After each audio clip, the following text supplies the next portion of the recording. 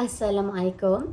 Saya Nurul Suhaili binti Ibrahim, belajar di OUM Alostar di bawah kursus Bachelor Health and Science. Nombor matrik 9359075154. Ini adalah Clinical Practice Mental Health, kod subjek NB-CP3912. Saya telah ditempatkan di Hospital Pulau Pinang, Jabatan Psikiatrik Perak Road, di ward lelaki. Skizofrenia. Skizofrenia adalah gangguan psikiatrik yang melibatkan pelbagai disfungsi kognitif, tingkah laku dan emosi. Ia dicirikan oleh khayalan halusinasi, tidak teratur, tingkah laku yang luar biasa dan menarik diri. Ia biasa bermula semasa dewasa, muda. Ia juga adalah penyebab gangguan personaliti pelbagai. Epidemiologi. Skizofrenia menjejaskan sekurang-kurangnya 1% daripada populasi di dunia atau umum. Ia memberi kesan kepada lelaki dan perempuan pada kadar yang sama. Purata permulaan adalah pada akhir remaja, awal dewasa. Lelaki cenderungnya bermula dari umur 17 hingga 20 tahun. Wanita pula biasanya didiagnos sedikit kemudian pada usia 20. Permulaan zaman kanak-kanak sebelum umur 12 dan permulaan dewasa lewat bukanlah perkara biasa. Penyebab. Tiada penyebab sebenar penyakit ini, akan tetapi faktor telah ditemui sepertinya genetik, kecacatan kromosom 5, 11, 18 dan kromosom X, ketidakseimbangan kimia otak, keabnormalan pengeluaran neurotransmitter dopamin. Ia adalah penghantar kimia yang badan tidak boleh berfungsi tanpanya. Seterusnya adalah faktor persekitaran dan juga sejarah keluarga pesakit. Diagnosis. Terdapat 2 atau lebih gejala yang ada sepertinya halusinasi, delusi, katatomia disorder, pertuturan yang tidak koherens, tingkah laku yang sangat tidak teratur dalam satu atau lebih. Gejala negatif seperti avolitions, penurunan dalam keupayaan untuk memulakan dan berterusan dalam aktiviti bermatlamat ke diri. Demografik data pesakit. Nama Abad bin Ahmad, jantina lelaki, bangsa India, umur 60 tahun, status berkahwin bujang, pekerjaan tidak bekerja, bilangan adik-beradik adalah 7 orang. Penampilan dan tingkah laku umum.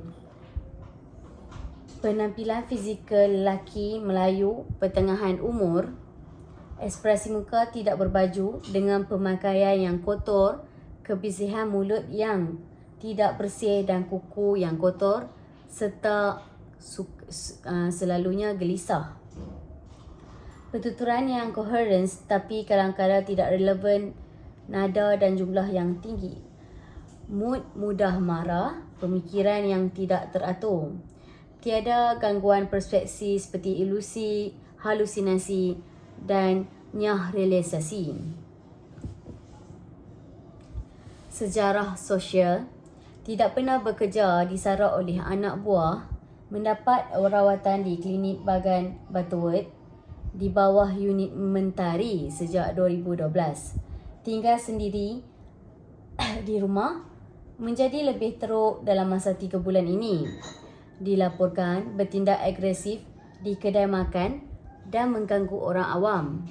Dibawa ke unit kecemasan Hospital Bukit Mentajam untuk stabilkan. Setelah itu, dimasukkan ke Hospital Sakit Jiwa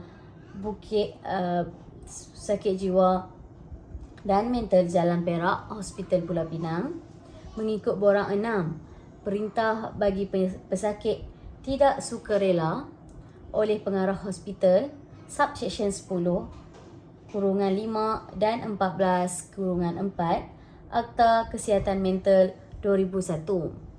Mendapatkan rawatan IM Mikate 50 mg setiap bulan. Sejarah perubatan, mempunyai penyakit diabetik, hypertension dan kolesterol yang gout. Sejarah keluarga, tiada keluarga yang mempunyai sejarah penyakit skizofrenia. Pesakit juga merokok. Ciri klinikal skizofrenia boleh menyebabkan disfungsi. Ciri biasa ialah kekurangan cerapan. Mungkin sukar bagi seseorang untuk menyedari bahawa mereka mempunyai keadaan dengan ahli keluarga, rakan rapat atau rakan sekerja untuk mengenal pasti gejala itu terlebih dahulu. Seterusnya adalah khayalan, halusinasi pendengaran seperti mendengar bisikan, gejala katatonik, gejala negatif, ekspresi emosi yang berkurangan. Terdapat gejala yang dialami oleh pesakit skizofrenia yang dikategorikan pada 3 kumpulan yang besar, iaitu gejala positif, gejala negatif dan juga kognitif. Gejala positif adalah sebarang perubahan dalam tingkah laku atau pemikiran pesakit seperti halusinasi dan khayalan. Gejala negatif di mana orang kelihatan menarik diri dari dunia sekeliling, tidak bergaul dengan masyarakat pada masa itu, tidak mengambil minat dalam interaksi sosial setiap hari dan sering kelihatan tampak emosi dan datar.